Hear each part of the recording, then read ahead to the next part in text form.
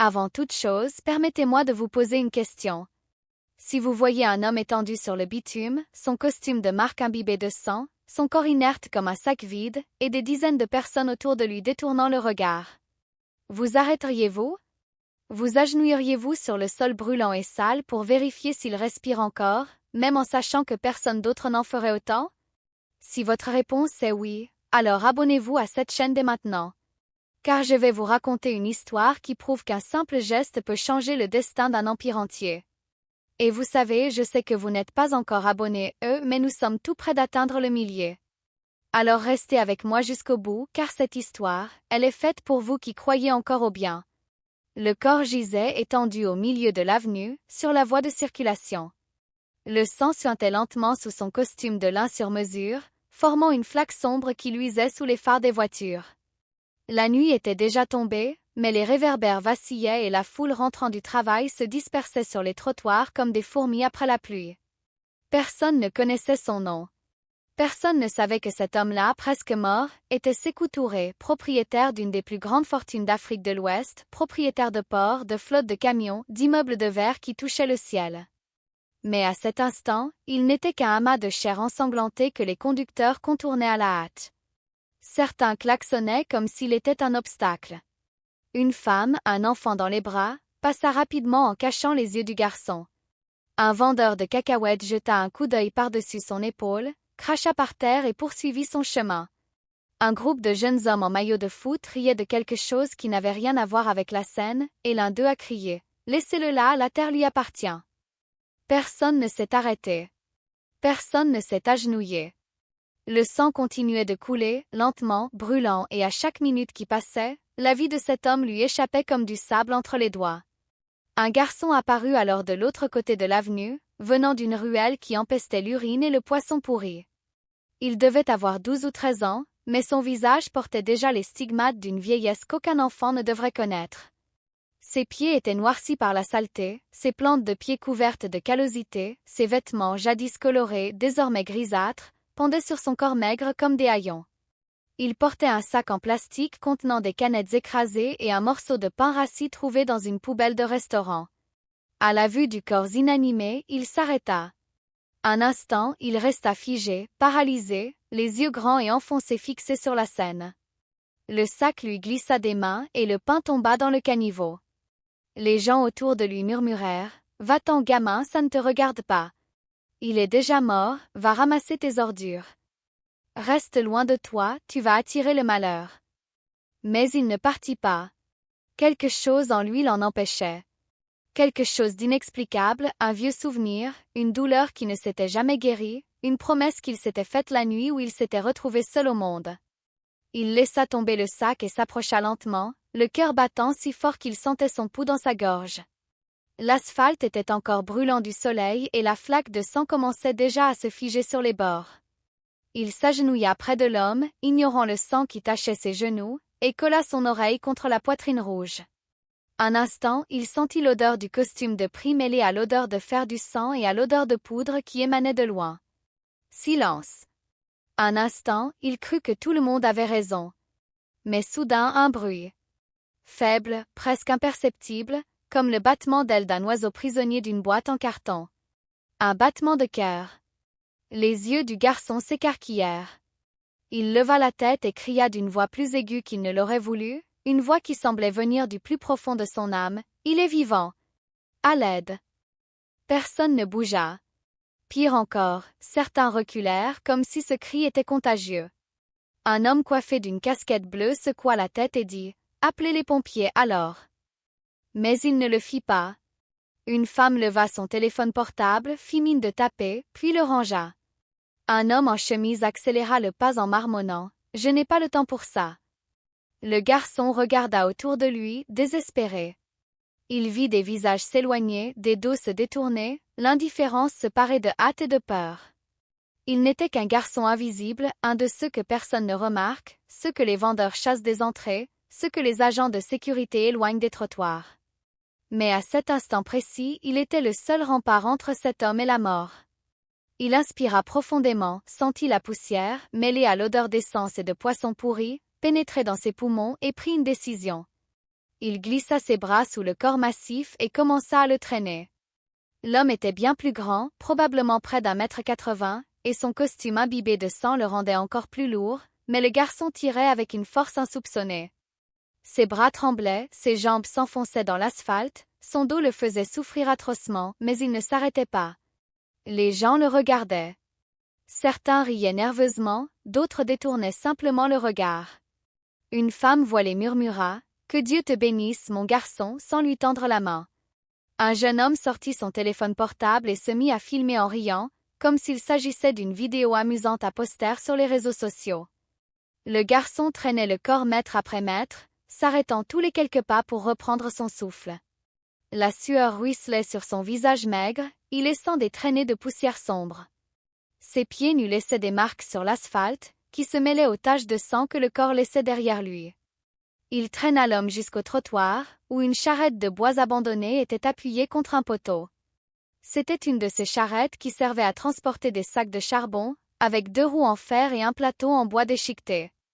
Il lâcha l'homme un instant, haletant, et courut vers la charrette. Les roues étaient bloquées par un coin de bois que quelqu'un avait placé là pour l'empêcher de rouler. Et quand la roue se dégagea, il poussa la charrette de toutes ses forces. Les roues grinçaient comme un cri de ferraille, mais elles cédèrent. Il amena la charrette jusqu'au corps. Commence alors l'impossible, soulever cet homme. Il essaya d'un côté, le corps glissa. Il essaya de l'autre, le bras de l'homme retomba lourdement sur l'épaule du garçon, manquant de le faire tomber. À la 3e tentative, il se plaça dos à la charrette, attrapa l'homme par les aisselles et dans un gémissement qui sembla lui déchirer la poitrine, souleva le torse et le jeta en arrière. Son corps s'affaissa maladroitement, la moitié pendant dans le vide, les jambes traînant sur le sol, mais cela suffit. Il commença à tirer le chariot. À chaque pas, les roues grinçaient. La sueur ruisselait le long de ses bras maigres. Il sentait chaque os de son corps le supplier de s'arrêter, mais il ne le fit pas. Quelqu'un cria « T'es fou, gamin? Où est-ce que tu transportes un cadavre ?» Il ne répondit pas. Une femme cria depuis la fenêtre « Lâche ça, gamin, tu vas te faire voler. » Il ne répondit pas. Il savait seulement que son cœur battait encore, et tant qu'il battrait, il ne lâcherait pas prise. Il tira la charrette pendant près de 2 kilomètres, gravissant des collines, évitant les nids de poules, passant devant des marchés fermés et des ruelles sombres. Par endroits, il devait s'arrêter tous les 20 pas pour reprendre son souffle, et là, haletant, les mains sur les genoux, il écoutait l'homme derrière lui. Parfois, il entendait un faible gémissement, si faible qu'on aurait pu croire que c'était le vent. Mais il se persuada que c'était l'homme, et cela le fit continuer. Quelques heures plus tôt, ce même homme était assis à une table en acajou poli, au 15e étage d'un immeuble qu'il avait lui-même fait construire. Sékou Touré avait 52 ans, mais la fatigue dans son regard le faisait paraître plus vieux. Il avait bâti un empire avec une vieille camionnette Volkswagen et une caisse de pièces détachées pour camions, et possédait désormais des terminaux de fret, des flottes sillonnant le Sahel et des bureaux dans 3 capitales. Mais ce soir-là, il ne fêtait rien. Il était avec celui qu'il appelait son petit frère, Moussa Kourouma. Moussa était son bras droit depuis 15 ans.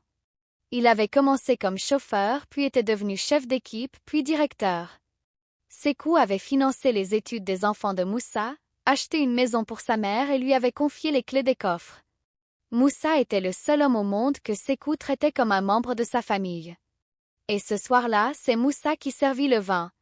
Un vin spécial que j'ai rapporté de France, dit-il avec un sourire que Sékou connaissait bien. Sékou prit une gorgée et en perçut une étrange amertume. Il pensa que c'était simplement la fatigue. Il prit une autre gorgée. La 3e lui fut difficile à avaler, comme si sa gorge se serrait. Il regarda Moussa et vit que le sourire de son ami n'atteignait pas ses yeux. L'écran de son téléphone clignota, mais il ne put lire le message. Le monde se mit à tourner lentement, comme un manège brisé. Il essaya de se lever, mais ses jambes refusèrent d'obéir. La table en acajou sembla s'éloigner, le plafond se mit à tourner et il entendit son propre corps s'écraser au sol comme un sac de ciment. Moussa restait assis, le regardant avec un calme chirurgical, les bras croisés sur la poitrine. Sékou essaya de parler, mais sa langue était comme du plomb. Pourquoi fut tout ce qu'il parvint à articuler et le mot sortit traînant, presque inaudible. Moussa se pencha en avant et dit, presque à voix basse, « Parce que tu as bâti un empire, Sékou, mais tu n'as jamais compris que les empires sont faits pour être conquis. Tu m'as tout donné, sauf l'essentiel. La place qui m'était destinée. Le respect. Le nom. Maintenant, je vais tout prendre. » Sékou tenta de s'agripper au bord de la table, mais ses doigts glissèrent. Il entendait encore Moussa parler au téléphone, « Monte. Emmène-le. Personne ne reconnaîtra un millionnaire mourant dans une poubelle. » Après cela, ce fut le noir complet. Quand Sékou reprit conscience, il était allongé à l'arrière d'une charrette qui cahotait sur les pavés. Il sentait le poisson séché et l'essence, ainsi qu'une odeur qu'il n'avait pas sentie depuis des décennies, celle de la sueur de quelqu'un qui se donnait à fond. Quelqu'un tirait la charrette avec un effort surhumain, s'arrêtant tous les quelques mètres pour reprendre son souffle. Il essaya d'ouvrir les yeux, mais ses paupières étaient lourdes comme du béton. Il n'entendait que le souffle haletant du garçon et les cris lointains de la ville. Quelque part, une femme vendait bruyamment des oranges. Un conducteur klaxonnait avec impatience. Une radio diffusait de la musique sur une fréquence lointaine. Mais la voix qui restait gravée dans ce demi-sommeil était celle du garçon, répétant doucement, presque comme une prière. « Tiens bon oncle, tiens bon, j'y arrive. » Sékou essaya de bouger un doigt, mais n'y parvint pas. Il sentit une larme couler au coin de son œil, mêlée de sang séché. Pour la première fois de sa vie, il se sentit complètement petit, totalement dépendant d'un être humain qu'il ne pouvait même pas voir. Le garçon s'appelait Idriss. J'ignorais son nom de famille. En fait, je ne savais même pas s'il en avait un. Pendant 4 ans, il avait vécu dans les rues d'une ville qui engloutissait des gens chaque jour. Avant cela, il avait une maison en parpaing bleu, une cour avec un manguier et une mère qui riait aux éclats en cuisinant. Son père travaillait à la construction du port et rentrait les mains calleuses et l'odeur de sueur, mais il avait toujours de quoi s'acheter du pain au fromage au coin de la rue. La maladie est arrivée comme un vent sec, emportant d'abord son père, puis sa mère, en l'espace de 3 mois. Idriss avait 8 ans lorsqu'il se retrouva seul au milieu d'une maison vide, avec une marmite de haricots qui avait duré 2 jours. Les voisins regardaient par les fenêtres, mais personne n'ouvrait la porte. Le monde continuait de tourner et il apprit qu'être invisible n'était pas une punition, mais un état naturel. Pendant les 4 années qui suivirent, il dormit sous des charrettes, dans les entrées de magasins fermés, dans un large tuyau d'égout qu'il appelait chez lui. Elle apprit à ramasser des canettes, à vendre de l'eau en bouteille et à mendier sur les marchés. Il apprit à se fondre dans la foule. Elle apprit à ressentir la faim comme une compagne constante. Mais il n'apprit jamais à ignorer quelqu'un étendu par terre.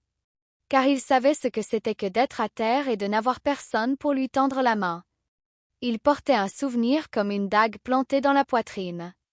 Le jour où son père s'était effondré au milieu de la rue, Idriss avait 7 ans. Il s'était agenouillé près de lui, hurlant, implorant de l'aide. Les gens passaient. Certains regardaient, d'autres accéléraient le pas. Personne ne s'arrêta. Son père mourut sur le trottoir, la tête sur les genoux de son fils, avant que quelqu'un n'appelle enfin une ambulance. Idriss n'oublia jamais ce sentiment d'impuissance, le poids du corps de son père qui se refroidissait dans ses bras, les regards détournés des passants. Ce jour-là, il s'était juré que s'il voyait un jour quelqu'un tomber, il ne détournerait pas le regard. Peu importait qu'il soit riche ou pauvre, vêtu de haillons ou de vêtements. Il s'arrêterait. Et c'est ce serment d'enfant de 7 ans qui, 5 ans plus tard, le poussa à s'agenouiller auprès d'un inconnu au milieu de l'avenue, tandis que tous les autres continuaient leur chemin. Lorsque la charrette s'arrêta enfin devant une petite clinique peinte en blanc délavé, avec une pancarte en bois indiquant Centre de santé Saint-Luc, Idriss lâcha les poignets et sentit ses bras s'engourdir. Il pouvait à peine les lever, ses doigts étaient calleux et ensanglantés. Il se précipita à l'intérieur, la voix rauque d'effort. « S'il vous plaît, il est vivant. Aidez-le. » Une infirmière accourut, suivie d'une médecin en blouse tachée, les yeux écarquillés. Elle s'appelait Adjoa. Son visage était marqué par l'expérience, mais lorsqu'elle s'agenouilla près de la charrette et vit le visage de l'homme, son regard changea. Elle reconnut le costume. Elle reconnut la montre à son poignet, même tachée de sang. Elle reconnut les cicatrices sur ses mains. Sékou Touré avait coutume de dire qu'il avait commencé par réparer des camions à main nue, et ses cicatrices en étaient la preuve. Son cœur s'emballa, mais il garda une voix calme. « Il appela 2 techniciens et leur ordonna d'emmener l'homme aux urgences. Puis il regarda Idriss. Le garçon était appuyé contre le mur, tremblant, les yeux rivés sur la porte qui se refermait. Adjoa s'approcha et demanda d'une voix douce, « C'est vous qui l'avez amené? Qui êtes-vous? » Idriss ne put répondre. Il ouvrit sa main sale et montra quelques pièces froissées, tout ce qu'il possédait. Sa voix ne fut qu'un murmure, « C'est tout, s'il vous plaît, ne le laissez pas mourir. » Adjoa regarda les pièces, puis la sortie de secours, puis les yeux profonds du garçon. Elle posa la main sur son épaule et dit, « Reste ici. Je ferai de mon mieux. » Et elle courut à l'intérieur. Dans la chambre, l'équipe s'activait. Sekou était en arrêt cardiaque imminent, souffrant d'une hémorragie interne, d'une côte fracturée et de traces d'une substance toxique dans le sang. Adjoa savait qu'elle n'avait pas les moyens de lui offrir les médicaments les plus chers, que la clinique ne disposait pas du matériel d'un grand hôpital. Mais elle savait aussi que cet homme était Sékou Touré, et que s'il mourait là, une partie d'elle-même mourrait avec lui. Elle fit ce qu'un médecin ne devrait jamais faire. Elle décrocha le téléphone et composa un numéro qu'elle n'aurait pas dû. C'était le directeur du plus grand hôpital privé de la ville, un homme qu'elle connaissait de ses années d'université, un cardiologue du nom de Dr Quadio. D'une voix ferme, elle déclara, « J'ai un patient ici. Il a besoin d'une transfusion, d'une opération, de tout. Si vous ne venez pas le chercher immédiatement, il va mourir. » Le directeur demanda de qui il s'agissait. Elle hésita un instant puis répondit, « C'est Sékou Touré. » À l'autre bout du fil, un long silence suivit. 20 minutes plus tard, une ambulance, sirène hurlante, se fraya un chemin à travers la circulation et s'arrêta devant la clinique. Idriss, assis par terre, adossé au mur, vit des hommes en blouse blanche se précipiter à l'intérieur, le brancard emporté, puis le docteur Adjoa qui suivait. Il tenta de se lever, mais ses jambes refusèrent de répondre. Quelqu'un passa près de lui comme s'il ne faisait qu'un avec le sol. Personne ne le regarda. L'ambulance repartit et la rue se vida. Idriss resta assis là un long moment, sans savoir quoi faire. Peu à peu, le mouvement revint. Une voiture passa. Une femme balaya le trottoir. Le soleil commença à se coucher, teintant le ciel d'un orange sale. Il pensa retourner dans la ruelle, récupérer le sac de canettes, mais quelque chose le retenait. Il ne connaissait pas le nom de l'homme, il ne savait pas s'il avait survécu, mais il avait l'impression d'avoir laissé une partie de lui-même dans cette ambulance. C'est alors seulement qu'il réalisa que ses mains étaient encore tachées de sang séché. Il les regarda pendant une minute entière, puis se leva et se mit à errer sans but. Il retourna dans la ruelle où il dormait d'habitude, un interstice entre 2 murs recouverts d'une bâche en plastique. À l'intérieur, il se recroquevilla comme un animal, les genoux contre le menton, et fixa le vide. Cette nuit-là, il ne put fermer l'œil. Chaque fois qu'il fermait les yeux, il revoyait l'homme étendu sur l'asphalte, voyait le sang se répandre, entendait le bruit des voitures qui zigzaguaient. Et il se demandait si l'homme avait survécu. Si quelqu'un devait lui dire qu'un garçon invisible l'avait traîné sur 2 kilomètres. Si quelqu'un devait même se souvenir de son existence. Pendant ce temps, à l'hôpital, la nouvelle de l'admission de Sékou Touré se répandait comme une traînée de poudre. Moussa était au courant avant la fin de la nuit. Il était dans le bureau de Sékou, assis dans son fauteuil de patron, un whisky à la main, les documents de transfert d'actions déjà signés par un notaire corrompu. La pièce était plongée dans l'obscurité, seule la lumière de la lampe de bureau éclairait les documents. Moussa avait passé la journée entière à préparer chaque détail, les procurations, les détournements de fonds, les contacts au gouvernement. Il se voyait déjà assis dans le fauteuil du président, avec les terminaux, les flottes, l'empire tout entier entre ses mains. Quand le téléphone sonna, il répondit avec le calme de quelqu'un qui ne s'attend à aucune surprise. Mais la voix à l'autre bout du fil prononça des mots qui le firent trembler. Il est arrivé vivant. Ils sont en train d'opérer. Moussa resta silencieux pendant 5 secondes. Puis il raccrocha, avala son whisky d'un trait et attrapa son manteau. Il savait que le temps était compté. Si Sékou se réveillait, tout serait perdu. Mais il savait aussi que des hommes riches meurent chaque jour à l'hôpital. Il suffit d'une bonne dose dans la perfusion, d'une infirmière compétente, d'un moment d'inconscience. Il passa quelques coups de fil. L'opération dura 6 heures. Lorsque Sekou sortit du bloc opératoire, il était intubé, entouré de machines qui bipaient sans cesse. Adjoa, qui refusait de quitter l'hôpital, parvint à se faire certifier infirmière bénévole de garde pour rester auprès de lui. Elle ne faisait confiance à personne. Cette même nuit, elle vit un homme en blouse blanche qu'elle ne connaissait pas s'approcher de la pompe à perfusion. Il semblait nerveux, regardant autour de lui, les mains dans les poches. Adjoa s'approcha et lui demanda ce qu'il faisait. L'homme répondit qu'il s'agissait d'une simple transmission d'informations. Adjoa lui demanda sa pièce d'identité. L'homme hésita, fit demi-tour et partit. Elle nota l'heure et commença à surveiller personnellement la chambre, ne quittant jamais les portes des yeux. Les heures suivantes, elle demanda à 2 agents de sécurité privée, engagés par l'avocat de Sekou, de monter la garde. Ils se relayaient devant la chambre, et Adjoa ne s'absentait que pour vérifier l'état des autres patients. Elle dormait sur une chaise près du lit de Sekou, se réveillant au moindre bruit. Le 3e jour, Sekou ouvrit les yeux. Il vit d'abord un plafond blanc, puis les tubes qui sortaient de son bras, puis le visage d'Adjoa, qui attendait là depuis des heures. Il essaya de parler, mais sa voix était comme le bruissement de feuilles mortes. « Où suis-je » Adjoa lui prit la main et dit « Tu es en sécurité. Quelqu'un t'a amené à ma clinique. » « Un garçon. » Sekou fronça les sourcils, essayant de se souvenir. Des bribes de souvenirs lui revinrent, le vin, Moussa, le sol. Puis l'obscurité. Et au milieu de cette obscurité, une voix lointaine, une charrette, une odeur de poussière et la sensation d'être tiré, traîné, comme si on le sortait d'un trou. « Quel garçon » demanda-t-il. Adjoa lui raconta ce qu'elle savait. Un gamin des rues maigres et pieds nus qui l'avait traîné sur près de 2 kilomètres avec une charrette à charbon, l'avait payé en pièces puis avait disparu. Sekou ferma les yeux un instant. Lorsqu'il les ouvrit, il y constata une humidité qu'Adjoa n'avait jamais vue chez un homme d'affaires. Il dit simplement « Trouvez-le ». Pendant ce temps, Moussa ne se reposait pas. Il découvrit que le docteur Adjoa avait appelé l'ambulance et qu'elle surveillait la chambre.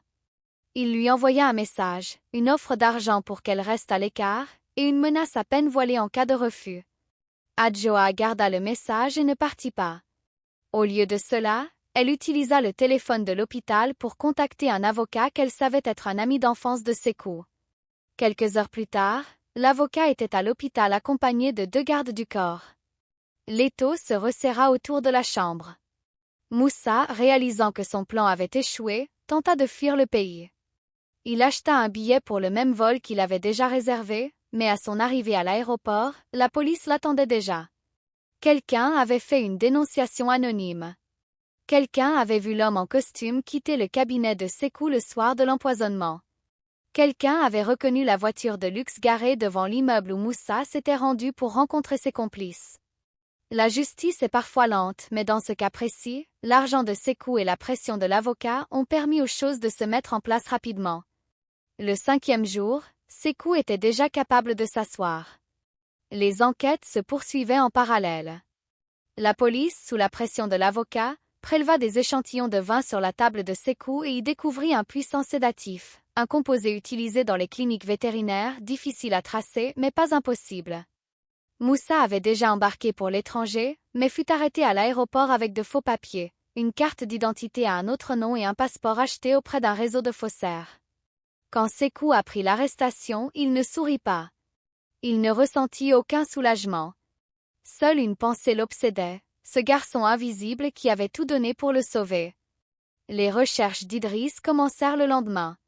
Sekou envoya une équipe ratisser le quartier de la clinique, prenant des photos et posant des questions.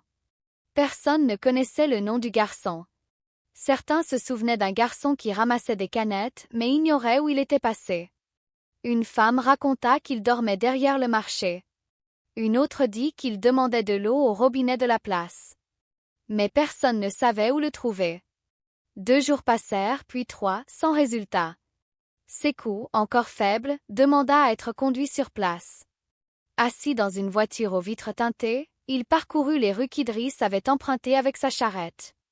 Il vit les ruelles, les étals en plastique noir, les enfants jouant au milieu des ordures. Il aperçut un groupe de garçons ramassant des canettes et ordonna au chauffeur de s'arrêter. Il descendit avec difficulté, s'appuyant sur sa canne, et demanda des nouvelles d'un garçon maigre et pieds nus qui avait tiré une charrette quelques jours auparavant. Les garçons échangèrent des regards méfiants. L'un d'eux dit « Idriss ?» Il a disparu. Il dit qu'il a peur des adultes. Sékou demanda pourquoi. Le garçon haussa les épaules. Eh bien, il est passé à la télévision. Ils ont cru qu'il avait volé le riche. Sékou ressentit une douleur à la poitrine qui n'était pas due à l'opération. Il laissa son numéro de téléphone au garçon et lui demanda « S'il se présente, dis-lui de ne pas avoir peur. Dis-lui que l'homme dans la charrette veut le remercier. Dis-lui qu'il m'a sauvé la vie. » Cette même nuit, Idriss se cachait dans un égout derrière un marché, celui-là même où il dormait d'habitude quand la pluie était trop forte. Il avait vu passer des voitures étranges, des hommes en costume qui le cherchaient. Pour lui, cela ne pouvait signifier qu'une chose. L'homme était mort et on allait le tenir pour responsable. Peut-être l'emmènerait-il à la police. Peut-être le battrait-il. Peut-être l'enverrait-il dans un centre de redressement où, avait-il entendu dire, les plus grands battaient les plus jeunes. Il se recroquevillait dans le tuyau, les genoux contre le menton, écoutant les rats courir à côté de lui. La faim lui tordait les entrailles, mais il avait plus peur de sortir que de la faim elle-même.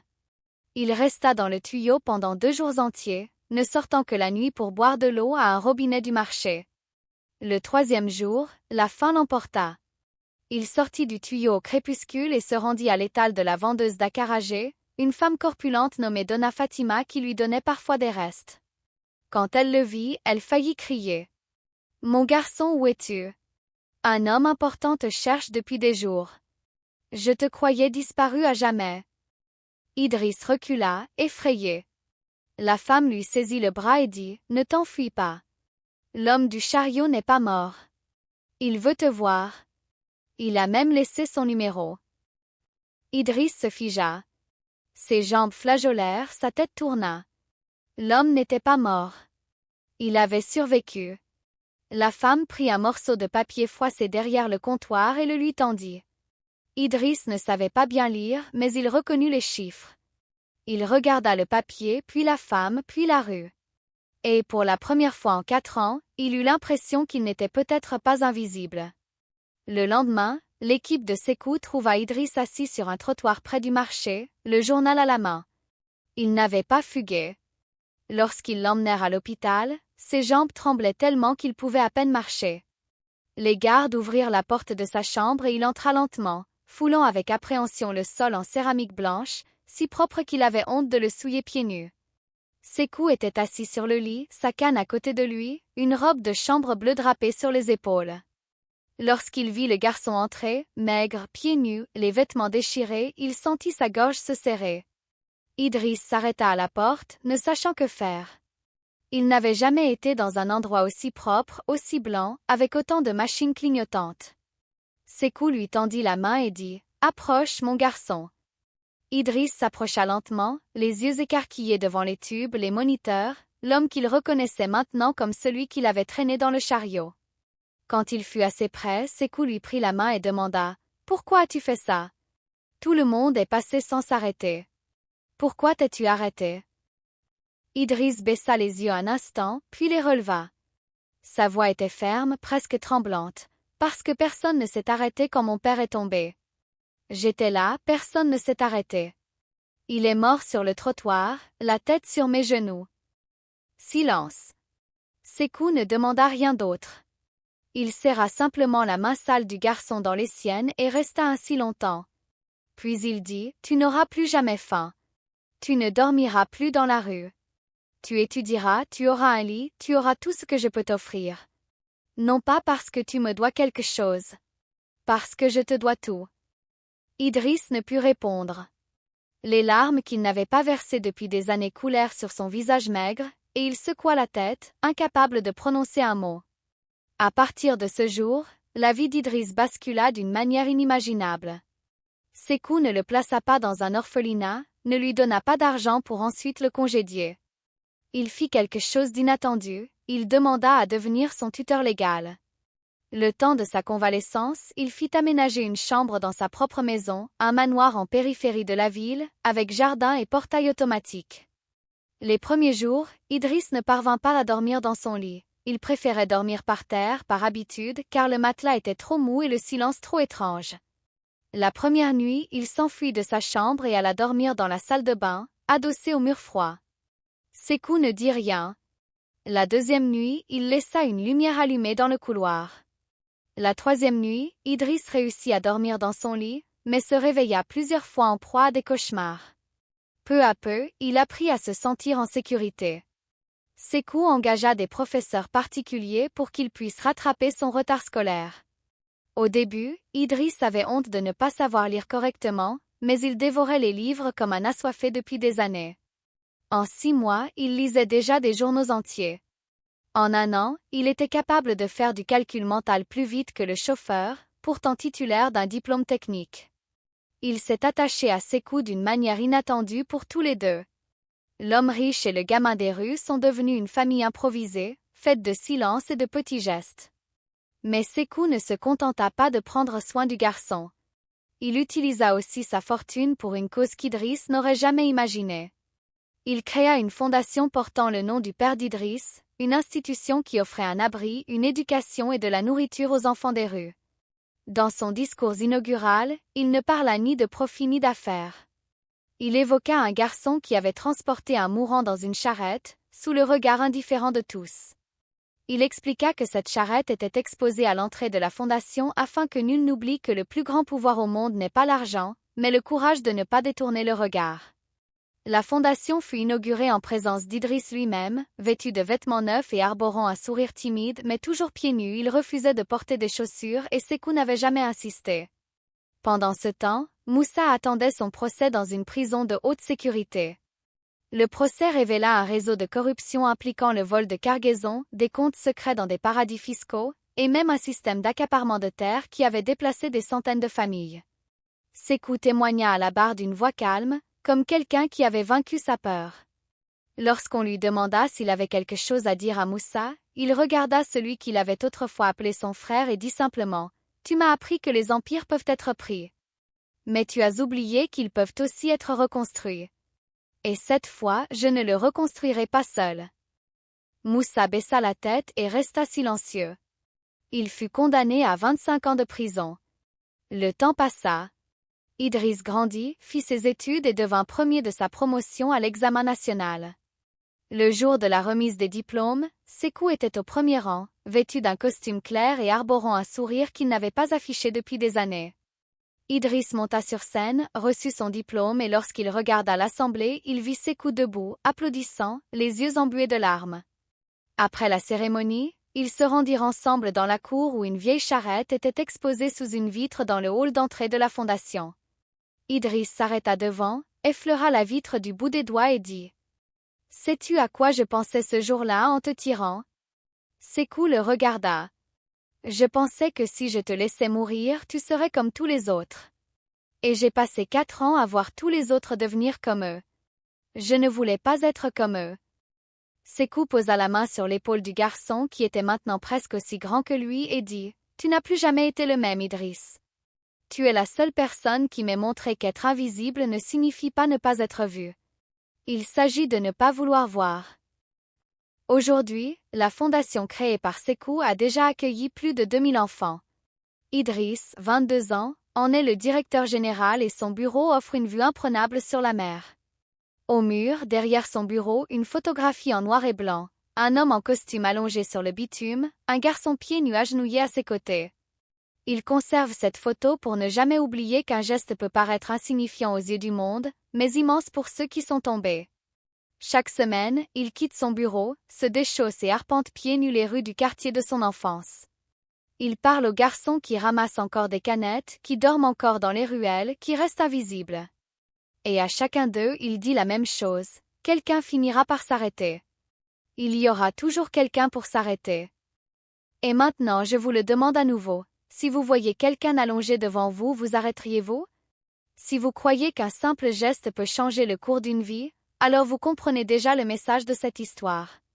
Mais il y a quelque chose que je ne vous ai pas encore dit. Quelque chose que seule la docteure Adjoa savait depuis des années, et qui vient seulement d'être révélé.